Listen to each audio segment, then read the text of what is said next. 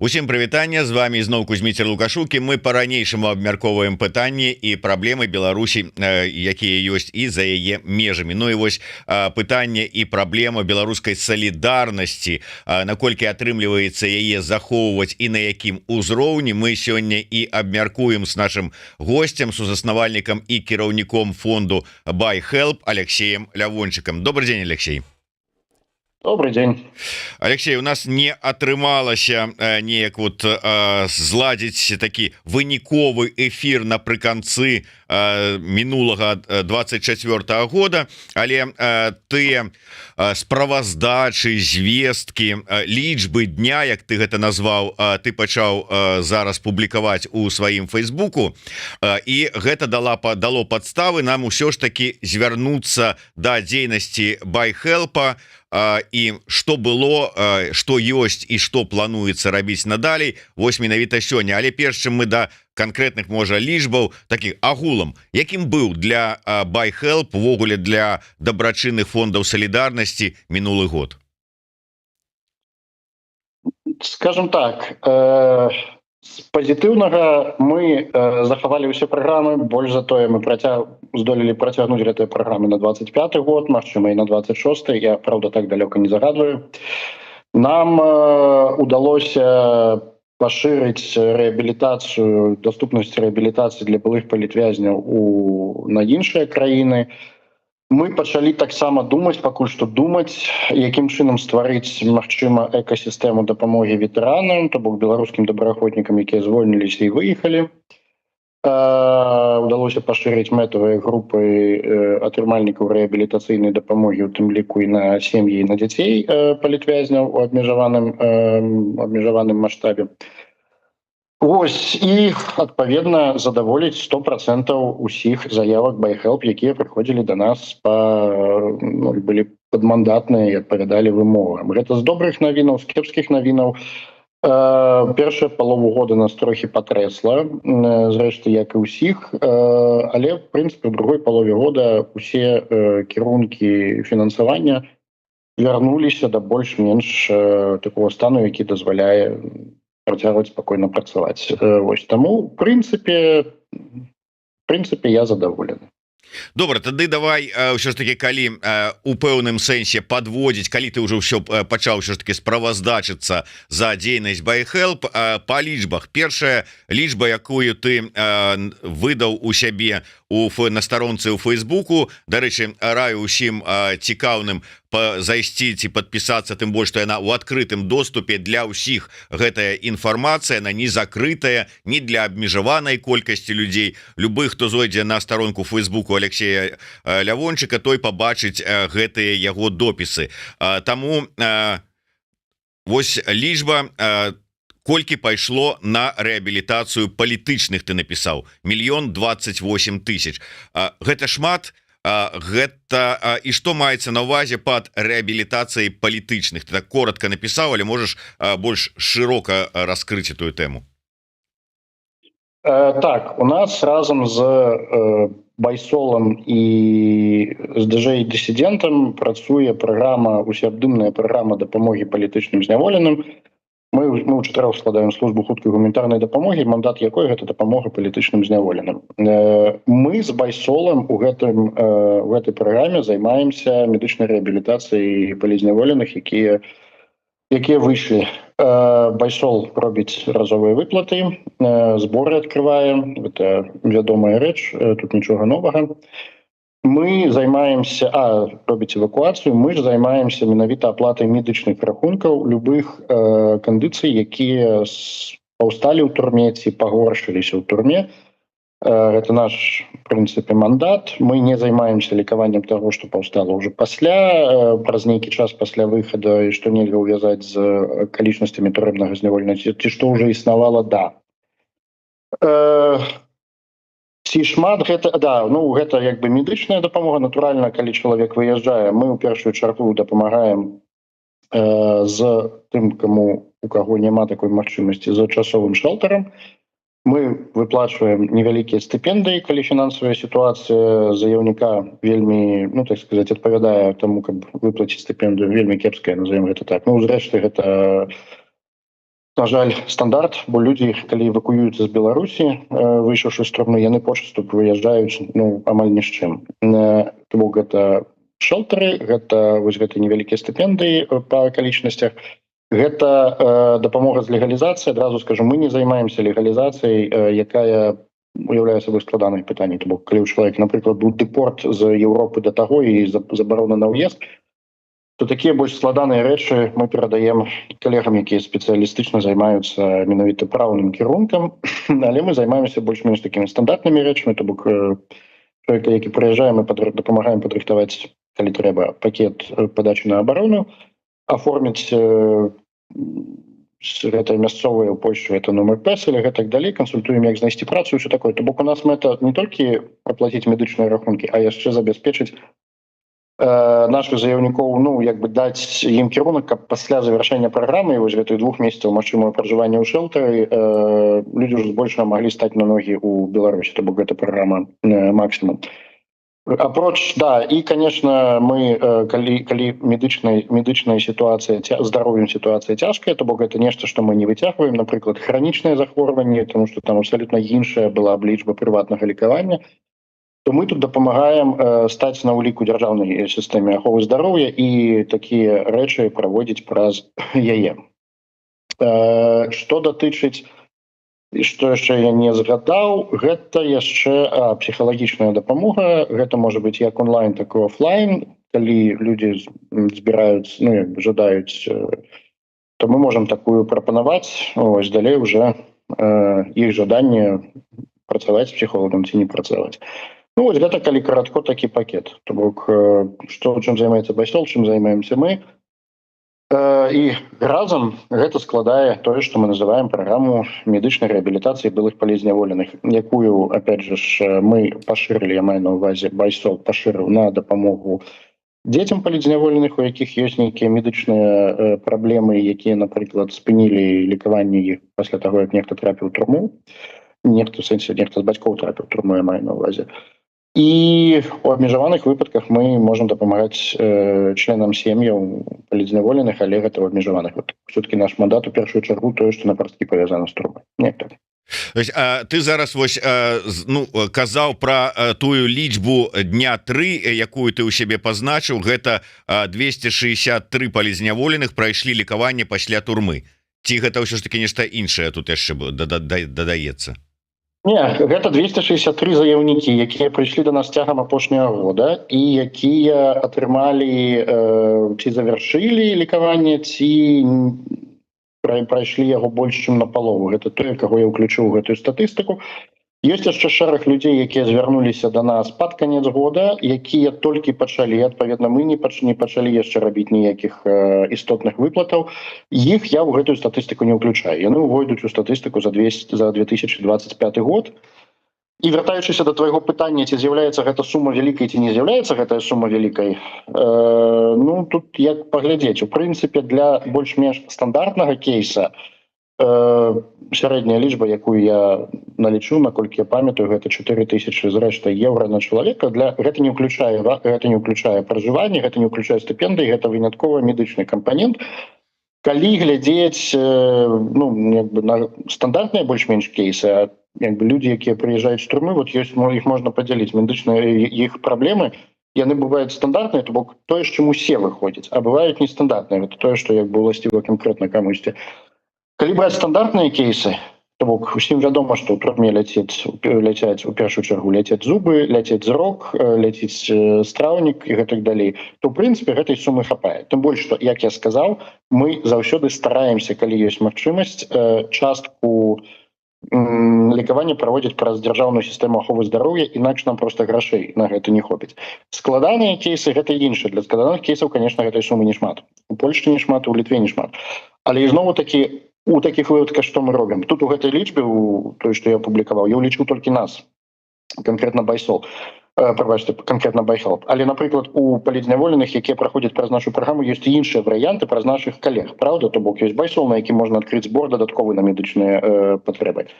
Ёсць некалькі іншых арганізацый, якія робяць аднаразовыя стыпендыі, такія выплаты для менавіта такія, якія таксама могуць быць выкарыстаны на аплату медычных выдаткаў. Мы коаардынуемся з усімі тымі, каго мы ведаем, хто можа даплачваць да медычных менавіта выдаткаў, калі мы ведаем, уже бачым, што мы просто выйдзем за ліміт. То бок у нас няма такого подхода, што ўсё вот аплацілі максімальна гранічную суму, і на гэтым стоп, а далей ўжо твоя праблема. Мы стараемся давесці ўсё пачатае до конца.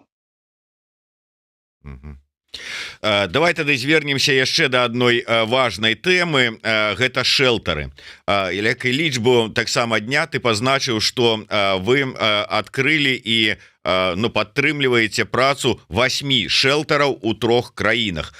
Што гэта за краіны і што там шэлтары, якую даюць магчымасць? У нас есть 8 шелтеров, з іх 6 знаходзіцца ў Польшчы, у 3 гарадах. Один знаходзіцца ў Вільні, один знаходзіцца ў Батумі, у Грузіі. Гэта частка нашага плана, які мы распрацавалі 2 гады таму. Мы ведаем, што людзі выязджаюць з Беларусі, і калі яны прыязджаюць, у іх вельмі часта няма дзе пасяліцца. Часта ёсць, часта няма. Хутчэй няма чым ёсць. І, як я ўжо сказаў, калі палітзняволены уцякае, напрыклад, хутка, то з фінансамі на гэтую уцечку там усё кепска. Гэта досыць стандартная сітуацыя. Мы ўсе ведаем, што гэта так званая дзяржава, яна рабуе людзей, і сваякі палітзняволеных пачуць сядзець без працы, таму што менавіта яны сваякі, у прынцыпе, яны таксама мусяць траціць грошай на адвакатаў і на перадачу, пакуль чалавек сядзіць. Гэтую сітуацыю мы ведаем. Скажем так, у вымушаную міграцыю пасля адсідкі ніхто не прыязджае ў добрым фінансавым стане, амаль ніхто. Таму мы прынялі тады рашэнне, што замест аренды кватэр, напрыклад, пасуткава, будзе больш аптымальна зняць некалькі дамоў, і гэтыя дамы выкарыстоўваць як месца часовага пражывання. У шэлтарах гэта, зноў-такі, у нас ёсць 2 тыпы шэлтараў у праграме. Першы тып шэлтара — гэта менавіта OR program, то бок ядравая праграма. Там мы селім не больш людзей, чым ёсць пакояў. То бок, разумеючы тое, што пасля турмы рабіць месца пражывання а-ля хостэлам все-таки таксама не хацелася б, таму што это пытанне прыватнасці, і пасля турмы трэба максімальна хутка аднавіць для людзей магчымасць карыстацца гэтай прыватнасцю. То бок у нас ёсць шэлтары, там, напрыклад, у кожным доме ёсць мінімум 4 пакоі, значит, у один пакой мы засяляем аднаго чалавека ці адну сям'ю. Вось, максімум на 2 месяцы. Чаму на 2 месяцы? Мы прыйшлі да гэтай лічбы метадам навуковага тыка. За 2 месяцы, у прынцыпе, мы паспяваем дапамагчы, ці чалавек сам можа прайсці легалізацыю, пачасту можа знайсці нейкую стартавую працу і зарыентавацца, як зняць пакой. Вось. Плюс, калі мы засялялі на даўжэй, гэтыя 2 месяцы — гэта мінімальны перыяд, які не выклікае максімальны перыяд, які не выклікае перагрузку шэлтару. Калі б, напрыклад, людзі у нас жылі 3 месяцы ці даўжэй, то у нас бы стаяла чарга. Таму мы, в прынцыпе, спыніліся на пытанні 2 месяцаў. Ёсць другая катэгорыя шэлтараў, не ў сэнсе, што яна горшая, просто другая група шэлтараў, якія выкарыстоўваюцца для больш пільных выпадкаў, дзе мы дазваляем пасяліць больш, чым аднаго чалавека на пакой, але там і побыт карацейшы. То бок туды людзі трапляюць у чаканні месца у вось гэтай асноўных шэлтарах, ці калі, у прынцыпе, яны згодныя далей там шарыць пакой з кімсьці іншым, то яны могуць працягваць пражываць і там. Але такім чынам мы можам забяспечыць тэрміновае закватараванне, то бок калі чалавек выязджае, ён просто рызыкуе застацца на вакзале, бо няма ні грашэй, ні магчымасці да кагосьці ўпісацца, а ў нас няма месца вось гэтых у асноўнай групе, то мы можам адправіць у гэтыя шэлтары, якія прымаюць, там просто больш народу жыве. Пражыванне першыя 2 месяцы, асноўны перыяд, яно натуральна бясплатна.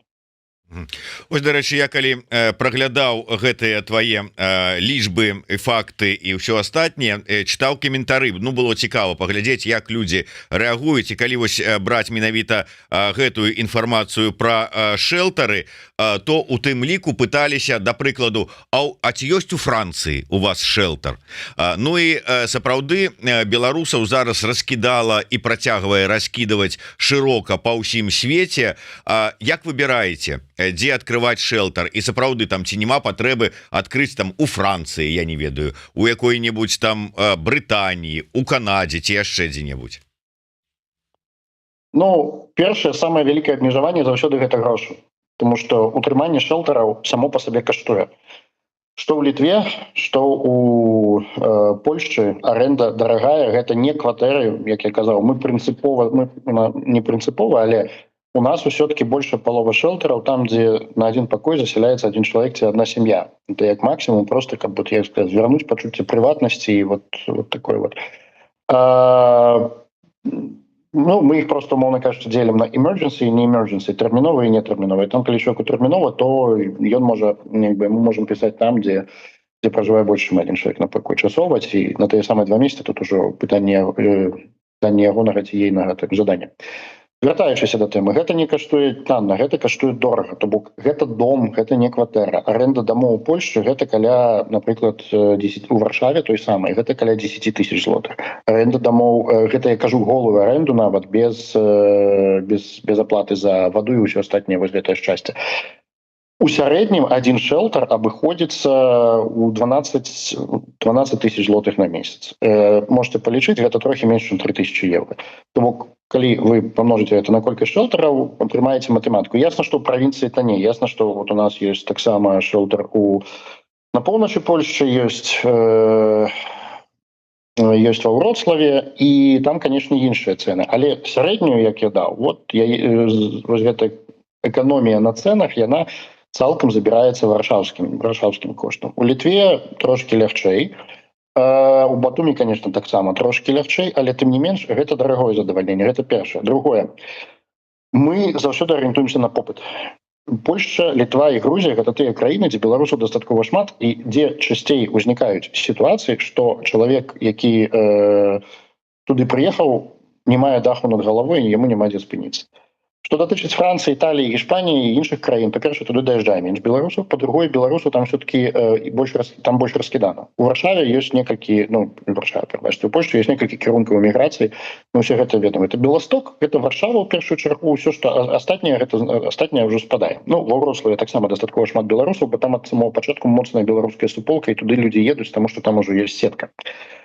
Літва, зразумела, кірунак выезду, пошасту гуманітарнай візы дае Літва, і людзі выязджаюць менавіта ў Літву. Грузія таксама зразумела, калі няма візы, гэта краіна, магчыма, першая вылета. Што датычыць астатніх краін, то трэба мы ўсю дарогу аналізуем, ці з'явіўся нейкі новы кірунак эміграцыі. Ці, напрыклад, не паўстаў у нейкім горадзе Францыі, ці Італіі, ці не ведаю, Румыніі, ці чагосьці, менавіта дастаткова вялікая суполка беларусаў, каб туды далей працягвалі ехаць, каб там патрэба у такой фасіліці яна была абгрунтаванай. Калі гэта здарыцца, то мы, конечно, зрэагуем. Пакуль грошы і попыт. Вот гэта тое, на што мы арыентуемся. Добра, тады давай, калі пра лічбы, агучаныя прынамсі табой, ты даеш факт дня, што з 25-го года праграма рэабілітацыі BuyHelp працуе ва ўсіх краінах еўрапейскага рэгіёна. А як гэта працуе? Вось, умоўна кажучы, беларус ва Францыі. Як напісаць-то інтэрнэт дае магчымасць напісаць у адпаведныя сацыяльныя сеткі, звярнуцца у BuyHelp са сваім пытаннем, са сваёй праблемай, а далей як працуе? Да, недзе, я не ведаю, до верасня 24-го года у нас было абмежаванне, абумоўлена аб'ектыўнымі прычынамі, што мы можам працаваць толькі ў 3 краінах. Этой краіны я ўжо назваў: Польшча, Літва і Грузія. З недзе верасня прыкладна мы вырашылі гэтае пытанне, і мы можам аказваць медычную дапамогу людзям, якія жывуць па-за гэтымі краінамі. Што гэта азначае? У нас там, канешне, няма валантэраў. Скажем так, у нас там няма каманды. Але, па-першае, у нас там мы супрацоўнічаем з некаторымі народнымі амбасадамі, якія выконваюць у гэтым працэсе ролю валантэраў, якія адмініструюць працэс лікавання. Другое, у прынцыпе, людзі, якія выехалі туды, яны ўжо звяртаюцца да нас, ужо усталяваўшыся. То бок, там же у нас, напрыклад, той самай Італіі, там не было ніякай такой інфраструктуры сістэмнай падтрымкі, і людзі збольшага абапіраліся на тых, хто раней выехаў, ці на саміх сябе. Яны ўжо больш-менш так усталяваліся, зразумелі працэс легалізацыі, зразумелі працэс пошуку працы, там, зняцця кватэры, і потым вяртаюцца да медыцыны. Мы у такім выпадкам, калі гэта стандартны раскладовы кейс, які можна просто спакойна лікаваць паводле графіку і няма куды спяшацца, што это не emergency, то мы просто у такім выпадку аналізуем тыя дакументы, якія нам прысылаюць, і вырашаем, як і што мы дзе будзем аплачваць лікаванне. Чалавек просто сам будзе звяртацца, чалавек просто сам, можна кажучы, прысылае прапановы, як ён прапануе лікаваць і чаму гэта менавіта важна. То бок камунікацыя ідзе так. Калі гэта emergency кейс, то мы будзем абапірацца на партнёраў в гэтых краінах, то бок на тыя самыя народныя амбасады, магчыма, на валантараў нашых, якія там жывуць з байхелпа, бо іх таксама шмат раз'ехаліся, і у прынцыпе магчыма на беларускую дыяспору. Вот такім чынам. Але знову трэба разумець, што гэта дадатак, то бок, умоўна кажучы, калі чалавек уехаў напрыклад, скажем, я не знаю, куды, у Чэхію, і там сапраўды існуе такая сітуацыя, што нельга аплаціць праз дзяржстрахоўку, а трэба, ці там нельга аплаціць праз дзяржстрахоўку. Чаму? Таму што дзяржстрахоўка можа быць недаступнай, бо чалавек не працуе, альбо вельмі доўга чакаць. Такое таксама здараецца, калі сітуацыя канкрэтная заяўніка, там брытанскі NHS, напрыклад, ён просто не лічыць пільнай, ты можаш там месяцамі чакаць, а для цябе гэта пільна. У такім выпадку людзі могуць да нас звярнуцца, і знову такі, і мы гэтыя рэчы аплацім. Але трэба разумець, што мы таксама абмежаваныя тымі самымі лімітамі, як і ў іншых краінах, і што мы дзейнічаем па тым самым прынцыпе, што спачатку гэта павінна быць вычарпаныя магчымасці дзяржаўнага страхавання. І трэцяе, у Польшчы, Літве і Грузіі ўсё адно застанецца 90% тых людзей, якія да нас звяртаюцца. То бок, усё адно 90% запытаў будуць прыходзіць адтуль. Я пакуль бачу матэматыку, і яна не моцна змянілася ў параўнанні з вераснем, калі мы просто не маглі браць людзей з-па-за гэтых краін. Яшчэ адзін такі момант, я адразу звярну ўвагу. Мы дзейнічаем ва ўсім еўрапейскім рэгіёне, у тым сэнсе, што мы можам дапамагчы. Але, напрыклад, паколькі у нас дзейнічае прынцып, опять же, вычарпання сваіх фондаў толькі як дапаможных, мы трактуем свае фонды як дапаможныя ў гэтым сэнсе, то, напрыклад, мы не можам людзей лікаваць прыватна ў Даніі. У Даніі чалавек, калі рэзідэнт, ён атрымлівае доступ да бясплатнай сістэмы аховы здароўя, наколькі я разумею, нават калі не працуе. То бок мы, в прынцыпе, тут не будзем умешвацца, калі гэта там не будзе сітуацыя, усё гарыць, а мясцовыя службы медычныя кажуць, прыходзьце праз 5 месяцаў. У Даніі вельмі дарагая прыватная медыцына, як у Брытаніі, калі не даражэй. Тое самае, напрыклад, Швейцарія, Норвегія, то бок мы не будзем аўтаматам гэта плаціць толькі таму, што мы можам. Мы будзем ацэньваць мэтазгоднасць гэтага, і мы стараемся, дарэчы, я кажу, ацэньваць мэтазгоднасць, гэта гучыць вельмі бюракратычна, але насамрэч хуткасць нашай рэакцыі дастаткова хуткая. Апроч некаторых аутлайераў, дзе бываюць людзі выпадаюць, дзе бываем мы выпадаем, што 90% кейсаў даходзяць да стадыі лікавання цягам 2 тыдняў, 3 тыдняў максімум яны пачынаюць. Так што, калі мы кажу ацэньваць, ацэнку мы заўсёды стараемся рабіць вельмі хутка. Ну і давай звернемся да тэмы, як это кажуць, інтрыгі, скандалы, расследаванні. Тым больш, што і было пытанне ад нашага гледача, ці можна пракаментаваць заявы тура пра байхелп і байсол. Я тут не ведаю, ці былі яны шматлікія гэтыя заявы, ці маецца на ўвазе вот это яго заява пра нібыта выкрытыя, затрыманыя, перакрытыя каналы дастаўкі дапамогі у Беларусь. Але вот твой каментар з гэтага нагоды.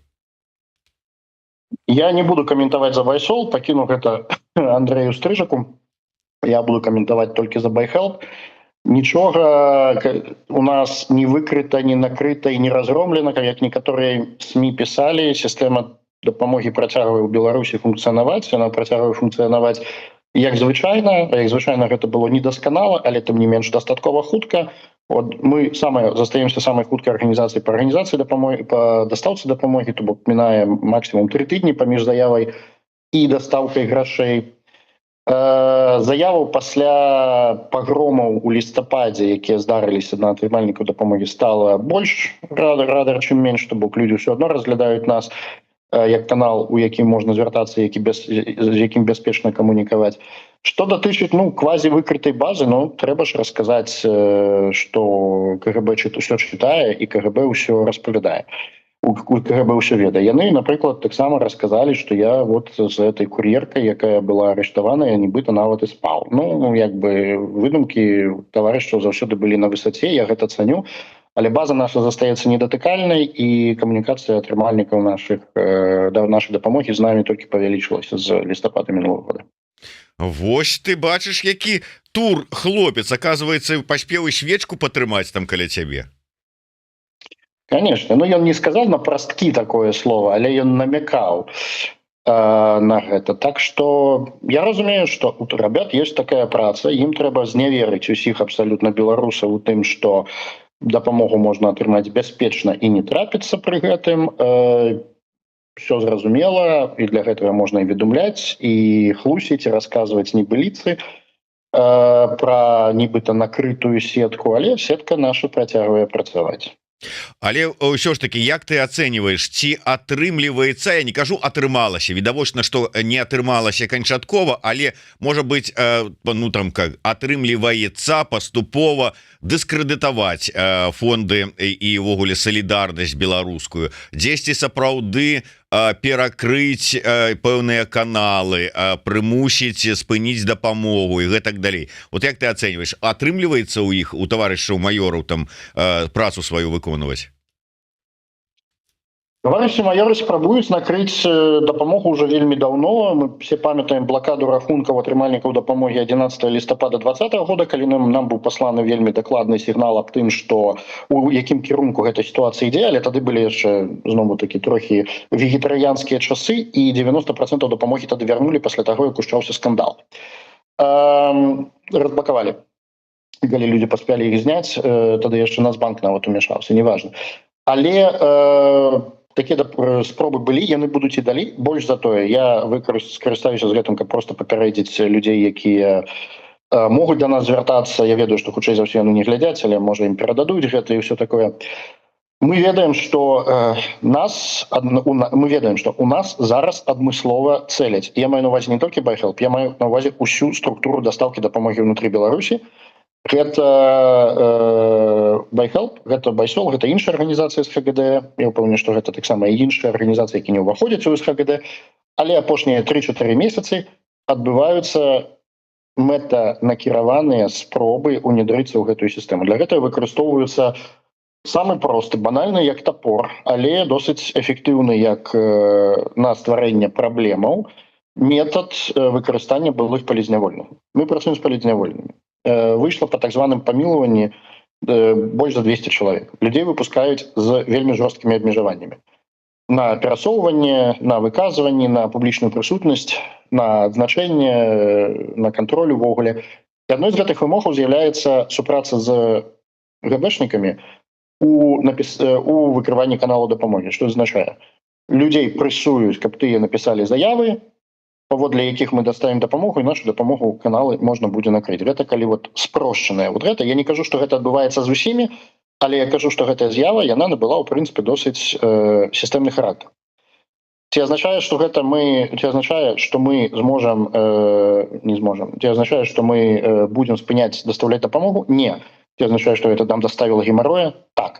Таму што у нашай арганізацыі заўсёды мы працавалі з вельмі высокай ступенню рызыкі, ведаючы інфармацыю, што почасту, што любы чалавек, які выйшаў па амністыі, можа быць супрацоўнічаць з ГБшнікамі. І зноwu я тут скажу, не з добрай волі, то бок я ні ў якім выпадку не ускладаю ніякай віны на людзей, якія выйшлі, што іх прымушаюць супрацоўнічаць. Бо мы цудоўна ведаем, як мінімум 2 выпадкі, калі чалавека, які адмовіўся, напрыклад, пісаць такія заявы, ці рабіць нешта падобнае, іх адправілі назад у турму. То бок яны на свабодзе, і калі яны не будуць выконваць вось гэтыя патрабаванні, то іх проста адправяць назад. То бок тут мы не ускладаем на гэтых людзей ніякай адказнасці, барані Божа, але мы разглядаем гэта як тэхнічны працэс. Конечно, дастаўка дапамогі ў такой сітуацыі становіцца трохі больш гемарройнай. У нас ёсць метады, як гэта абысці. А як вы выкрываеце такія вось спробы да вас падабрацца? Я не магу гэта каментаваць адкровенна, таму што гэта можа падставіць атрымальнікаў дапамогі, якія знаходзяцца ў гэтай сітуацыі. Але я скажу так, мы зараз пасля кастрычніка лістапада мы пачалі рабіць ацэнку ступеней рызыкі для кожнага з нашых заяўнікоў, абапіраючыся на тую інфармацыю, якая паступае да нас ад розных партнёраў. То бок мы просто абапіраючыся на інфармацыю, якая у нас ёсць, а мы дастаткова, в прынцыпе, это яе не тое, каб складана атрымаць, ну зноў такі да таго, што мы камунікуем з вельмі вялікай колькасцю арганізацый, якія працуюць з палізняволеннем.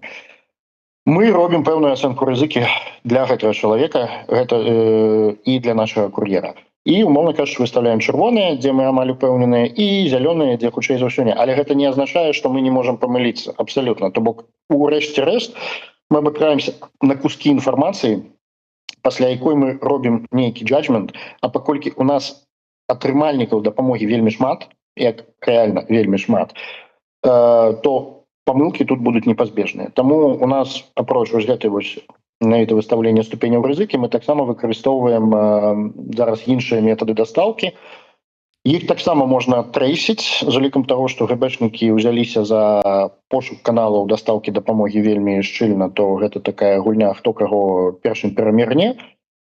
Але пара рэцэптаў у нас ёсць, і пакуль што гэтыя рэцэпты працуюць. Калі нешта яшчэ будзе здарацца, будзем адаптавацца адпаведна. Але так ці інакш, гэту дапамогу, я думаю, што ніхто не спыніць, мы працягнем працаваць, бо для мяне гэта ўжо пытанне прынцыпа. Алексей, я трошку можа у бок, але вот калі закранули тэму бяспекі, мне вот просто цікава твоё меркаванне.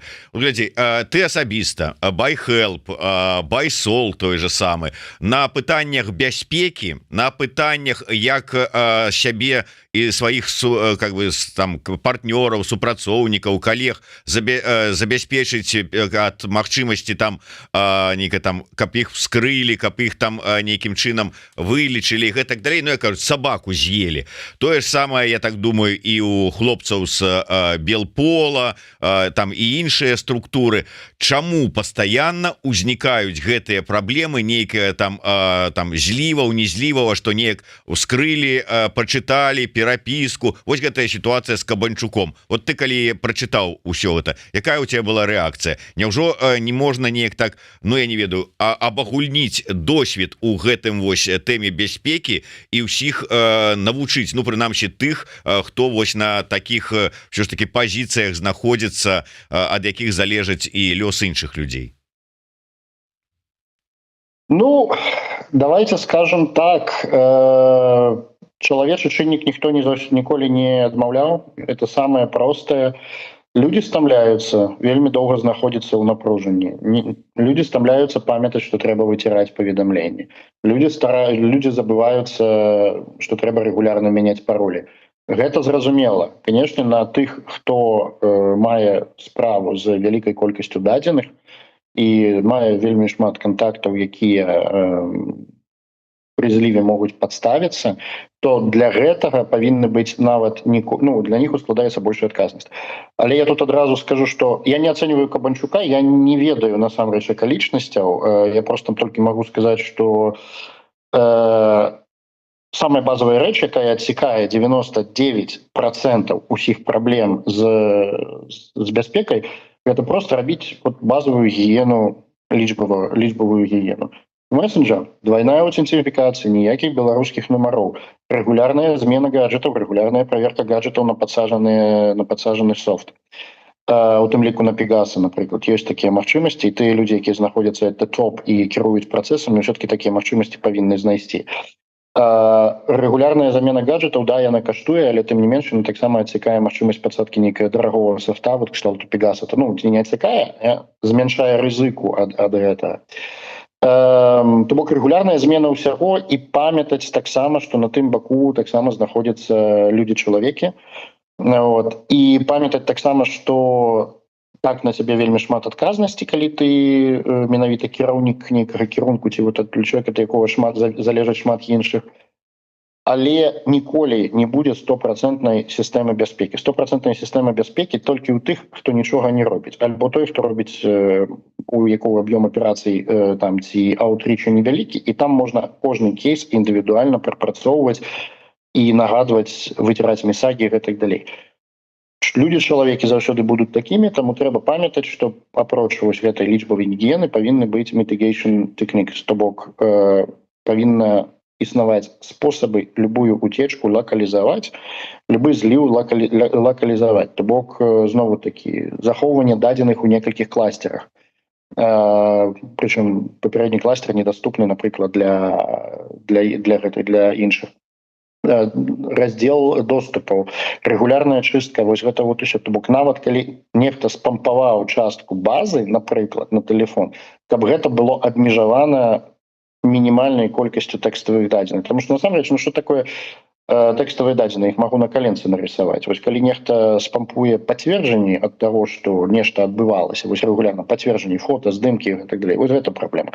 Тэкставыя дадзеныя можна намаляваць на каленцы. Таму знову такі mitigation techniques павінны кластерызаваць доступ да інфармацыі такім чынам, каб просто пры нейкім зліве ён быў абмежаваны да пэўнай ступені.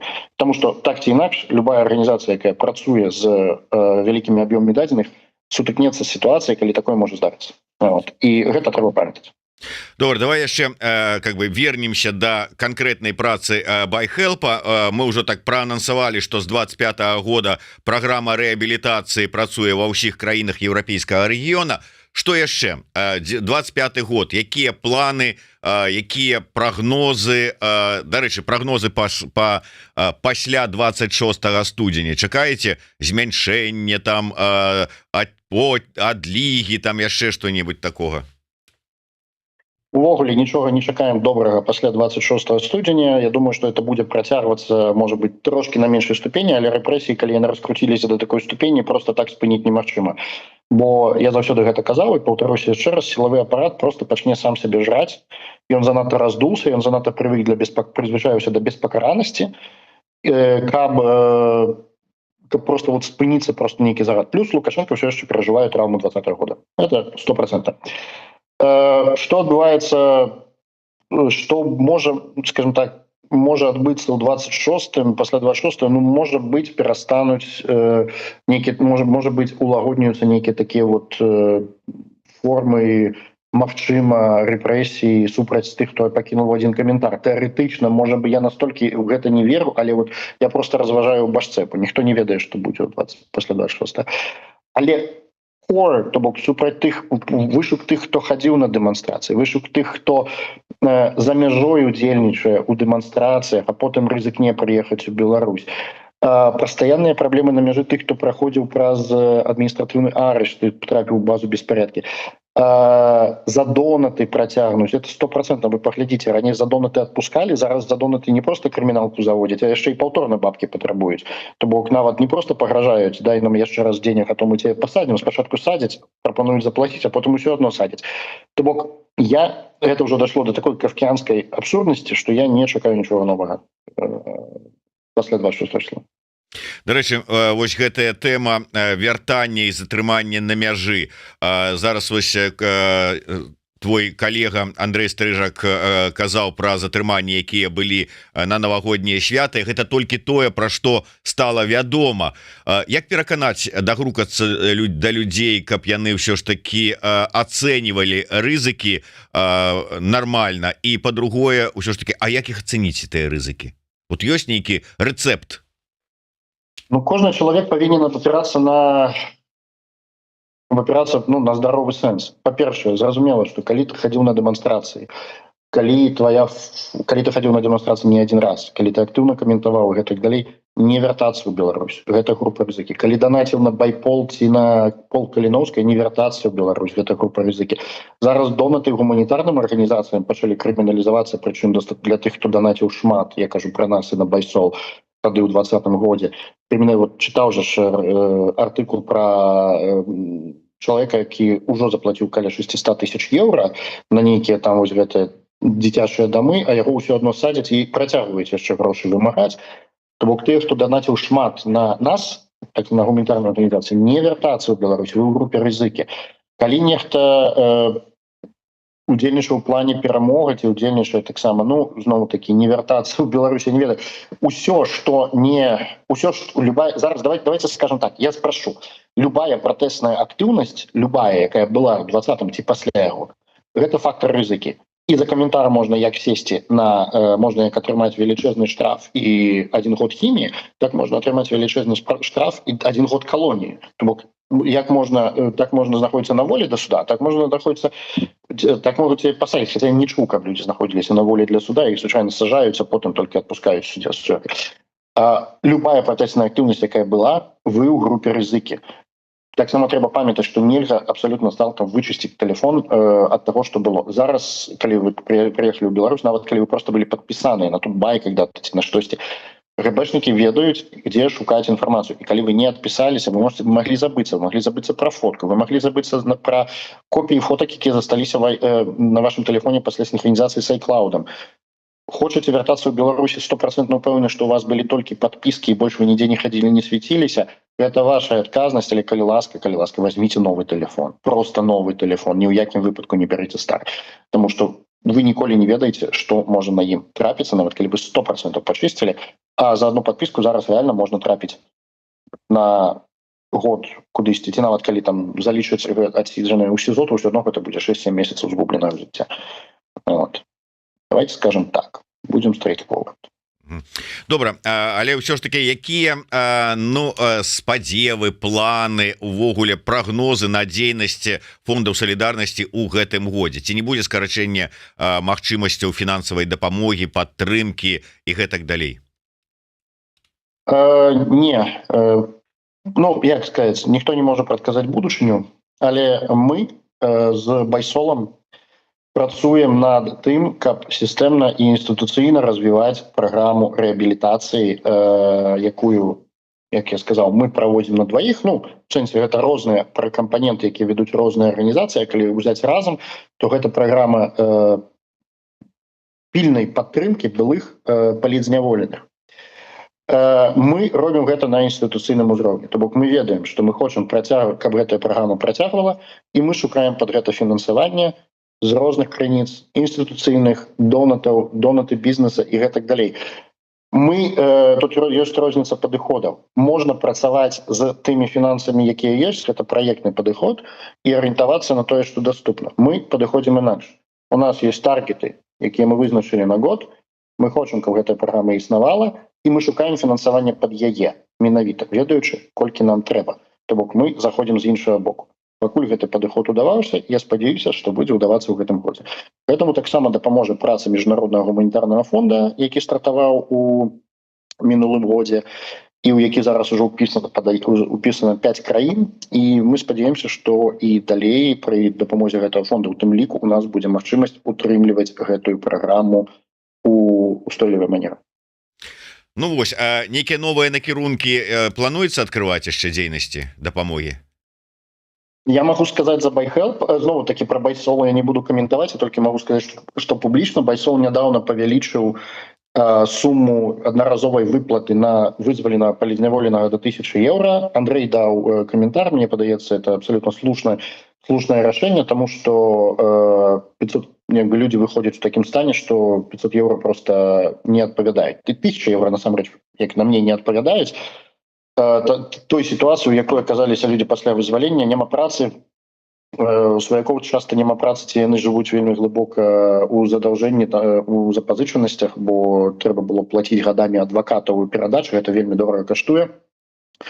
Гэта мы ўсё знову такі ведаем, але прынамсі 1000 евро это больш моцны сігнал аб тым, што мы збіраемся працягваць падтрымліваць беларусаў, якія выйшлі з турмы. І яшчэ забыўся сказаць одну рэч, дарэчы. Мы ж працуем таксама і ў Беларусі, то бок медычная рэабілітацыя таксама даступная для палітзняволеных, якія не выязджаюць у Беларусі.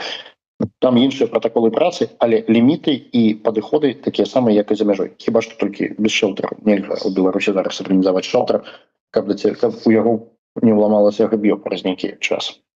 Я зараз попрошу, каб далі спасылачку тут і ў каментары, і у нас у нашыя сацыяльныя сеткі на тыя сацыяльныя сеткі BuyHelp, ну і Байсола, можа быць, заадно, куды можна звяртацца па дапамогу. Так што, калі ласка, як уже сказаў Андрей, і гэта Андрей Стрыжак у свой час, вот буквально пару там тыдню то у нас быў эфир, і як зараз пацвердзіў гэта Алексей Лявончык, рэагуюць хутка, рэагуюць бяспечна, так што звяртайцеся, дзе б вы не былі. За мяжой у Беларусі дапамогу атрымаеце.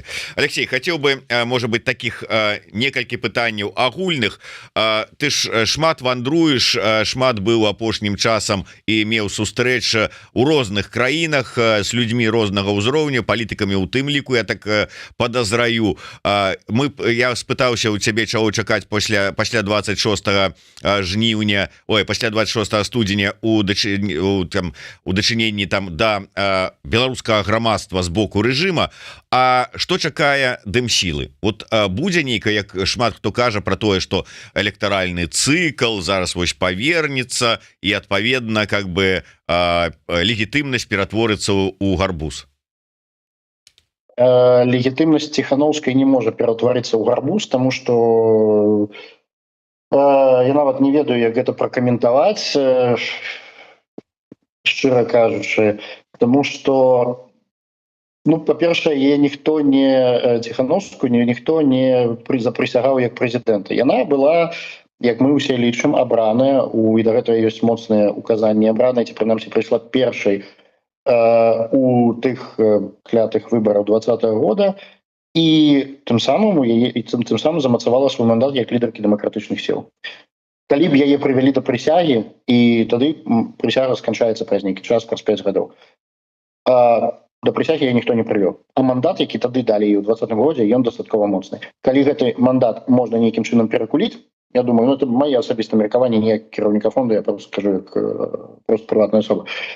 І калі перакуліць, напрыклад, калі б выбары ў КС адбыліся з удзелам не 6800 чалавек ці 300, а 600 800 чалавек, то гэта было б уже іншая рэч, гэта быў зусім іншы мандат. Пакуль, на жаль, не на жаль, але, конечно, хацелася б, каб гэты працэс ішоў, але пакуль з мандатам Святланы Ціхановскай ніхто не можа зраўніцца. І опять же, я лічу, што той мандат, які ўдалі ў 20-м годзе, ён застаецца важным і цяпер. І калі б не Лукашенко не прызначыў выбары 26 студзеня 25-го года, не знаю, 30 лютага 25-го года, гэта нічога не змяняе. Ну і на завяршэнне два таких пытанні. Да аднаго ты маеш канкрэтнае дачыненне, гэта моладзевы хаб, тая вось гісторыя таксама леташняя, яна ўжо рассмакталася. У якой сітуацыі зараз моладзевы хаб, і ці па-ранейшаму ты дапамагаеш, падтрымліваеш гэтай ініцыятыве? Я адкажу з канца. Так, моладзевы хаб па-ранейшаму застаецца, як у іх указана на сайце, супольным нашым праектам разам з нашай фундацыяй. Мы дапамагаем шукаць фінансаванне, мы дапамагалі пасля жніўня 2023 года, калі адбыўся рэйдарскі захоп спадаром Бульбам, мы дапамагалі перазапусціць хаб на новым месцы. Хаб запоўнены зараз, гэтаксама як і тая старая пляцоўка, на месяц наперад. Месцаў няма, я маю на ўвазе па вечарах няма, бо гэта звычайна самы такі івент. У дзень, натуральна, ўсё свабадней, але, опять же, гэта і нармальна. У дзень хаб функцыянуе як каворкінг, увечары ён функцыянуе як месца для івентаў, і попыт ёсць вельмі вялікі. Мы дапамагаем, пляцоўка працуе, але я магу адразу сказаць, маёй асабістай мэтай на ад цяпер і пакуль яна не будзе дасягнута, з'яўляецца вяртанне хаба на Канстытуцыі 6. Таму што гэта будзе азначаць завяршэнне вось гэтага вот праклятага цыклу, калі адзін чалавек вырашыў, а другі вырашыў яму паддакнуць. Я кажу пра Бульбу і пра Ракевіча. Вот, і гэтую сітуацыю я просто так не адпушчу, таму што спроба знішчэння паспяховай пляцоўкі беларускай дыяспоры ў Варшаве і замазвання беларусаў менавіта перад палякамі у бруд, яна ледзь не ўдалася. Дзякуй Богу, што не. Але нам удалося стабілізаваць фінансавую сітуацыю хаба і больш-менш яно ідзе. Я кажу нам, гэта менавіта мне і Саша Лапко, але мы нічога мы не маглі б зрабіць без той каманды, якая засталася з Сашам падчас рэйдарскага захопа. Ніхто не застаўся з Бульбам. Вся гэта каманда перайшла і працягвае працаваць на хаб на Дажынковай. А якія ёсць магчымасці для павяртання і вяртання памяшкання, маю на ўвазе? Гэты працэс не толькі ад хаба залежыць ад палякаў, але Бульба ніхто кантракт не падоўжыў. Тое, што Бульба вёрз абсалютнейшую лухту пра нейкую апеляцыю, гэта юрыдычны нонсенс, таму што нельга апеляваць непадаўжэнне кантракта. Кантракт завяршыўся, таму што у самім кантракце ёсць параграфы, якія дазваляюць завяршыць кантракт у выніку недатрымання нейкіх умоваў. В дадзеным выпадку, я так подозраю, фармальнай умовай была не аплата. Хаб згенераваў вялікую колькасць даўгоў, якія мэрія просто взяла пад увагу і не падоўжыла кантракт. І мэрія была абсалютна ў сваім праве. Апеляваць на непадаўжэнне паўнапраўнае непадаўжэнне кантракта гэта тое, што мроіцца бульбе ці ягонаму праўніку, але гэта сітуацыі не мяняе. Кантракта няма, бульба зараз сядзіць на хабе у якасці сквотара, і я маю на ўвазе на канстытуцыі.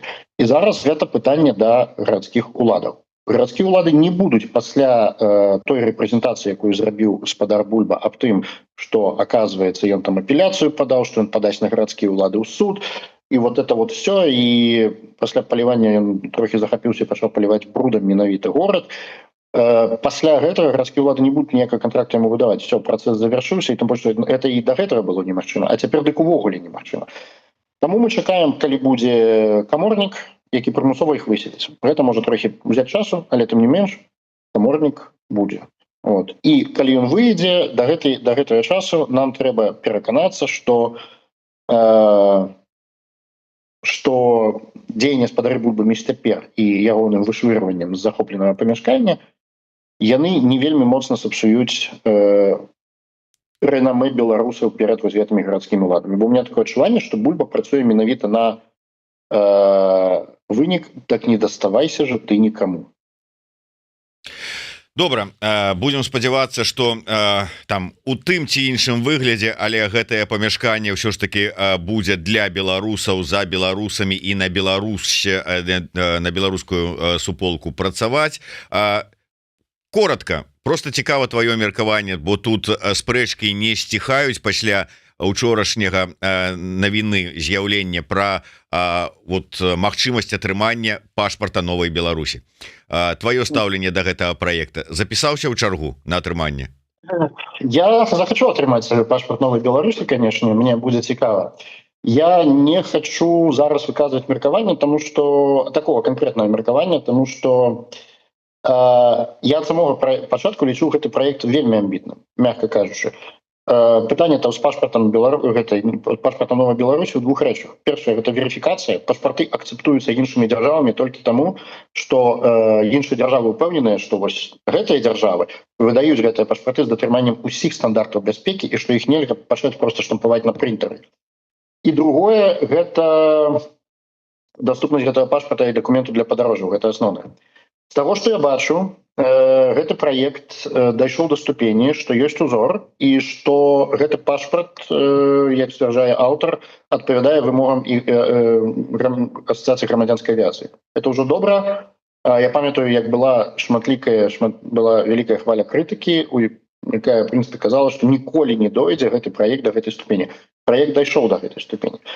Але застаюцца яшчэ зноў-такі дзве рэчы. Верыфікацыя атрымальнікаў і упэўненасць дзяржавы ў верыфікацыі атрымальнікаў, то, што гэта адбываецца па ўсіх стандартах, і толькі таму пасля можна будзе размаўляць аб прызнанні гэтага дакумента іншымі дзяржавамі.